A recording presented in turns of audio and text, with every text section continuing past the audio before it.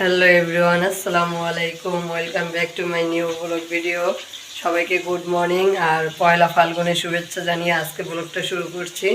আর আজকে খুবই ভালো লাগতেছে আজকে সকালটা, আর স্পেশালি আজকে সকালবেলা হচ্ছে ঘুম থেকে উঠে ফ্রেশ হয়ে রান্নাঘরে চলে আসলাম। রান্নাঘরে এসে এখন হচ্ছে এই যে সবার জন্য নাস্তা রেডি করতেছি, তো তাই আপনাদের সাথে একটু ভিডিও করে শেয়ার করব। তো চলেন আজকে আমি কি সবার জন্য রান্না করি দেখা যাক। এই তুমি এগুলো কি করতেছো? দেখেন গাইস, দেখেন চোর আসছে, চোর চোর। আমার বাদাম কিশমিশ গুলো এখন ওরে দিও না, এখন ওরে দিও না। হয়েছে হয়েছে হয়েছে, আর নিও না। দেখেন গাইস, আমাকে নিয়ে এসে দিয়ে আবার নিজেই খায় এখানে।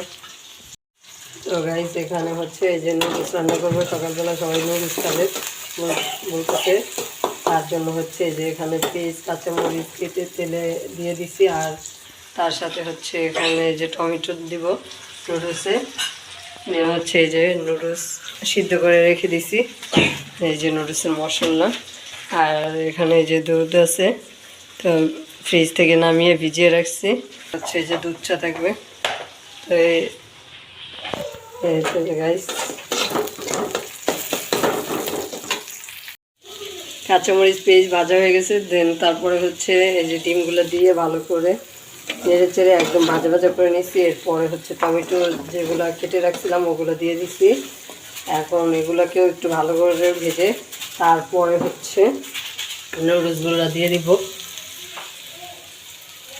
মাশাআল্লাহ কালারটা অনেক সুন্দর আসছে। তো এখন হচ্ছে নুডলসটা দিয়ে দিব। গাইস এই পর্যায়ে হচ্ছে এই যে নুডলসগুলো দিয়ে উপর থেকে মশলা ছড়িয়ে দিলাম। এখন ভালোভাবে নেড়ে চেড়ে নেব, তাহলে আমাদের রেডি সকালের নাস্তায় হচ্ছে মজাদার ইয়াম্মি নুডলস। তো আজকে গাইস খুবই ভালো লাগতেছে, যেহেতু আজকে হচ্ছে পয়লা ফাল্গুন। আর ফাল্গুনের এরকম একটা সুন্দর যে মিষ্টি মানে সকালটা মিষ্টি একটা সকাল শুরু করলাম, খুবই ভালো লাগতেছে। কে স্যার আপনার কেমন লাগতেছে? আলহামদুলিল্লাহ ভালো লাগতেছে।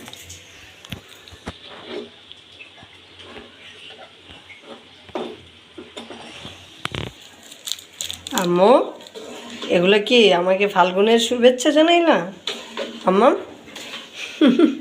গাইজ আমাকে এগুলো হাতে ধরাই দিয়ে চলে গেছে, মানে তার যখন যেটা মন চায় সেটাই করে ঘরের ভিতরে এরকম করে।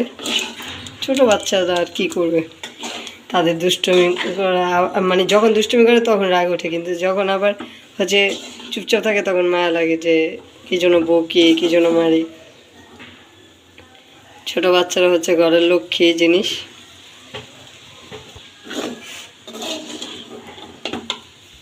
তো গাইস ছোট কড়াইটার ভিতরে হচ্ছে নাড়তে চাড়তে অসুবিধা হচ্ছিলো, তাই একটা বড় কড়াইতে দিয়ে সুন্দরভাবে নেড়ে চেড়ে নিচ্ছি। তো আমাদের নুডলসটা রান্না কমপ্লিট।